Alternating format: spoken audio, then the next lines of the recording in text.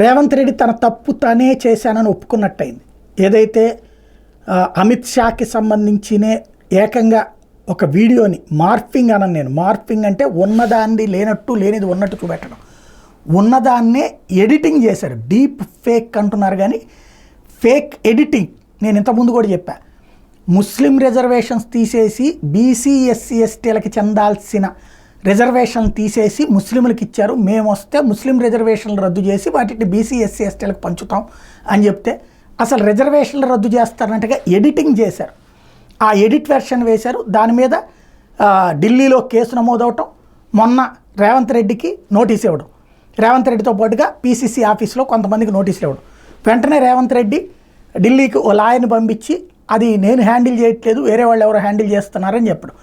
ఈలోపు ఢిల్లీ నుంచి మరొక బృందం వచ్చింది. అక్కడ ఉన్నటువంటి మరికొంతమందికి అరెస్ట్ చేయడానికి సిద్ధపడింది నోటీసులు తీసుకుని.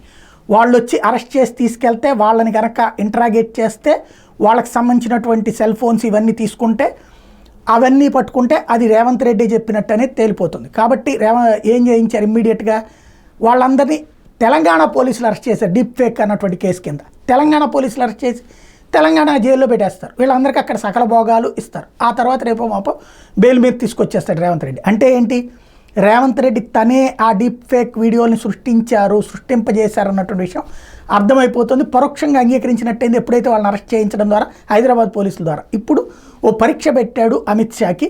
వాళ్ళని మరి ఇప్పుడు మళ్ళీ అదే సెక్షన్ కింద అదే కేసు కిందన 2 చోట్ల అరెస్ట్ చేయించా అని చెప్పి రేపు పొద్దున దాని మీద వెళ్తారన్నమాట వీళ్ళు కోర్టుకి.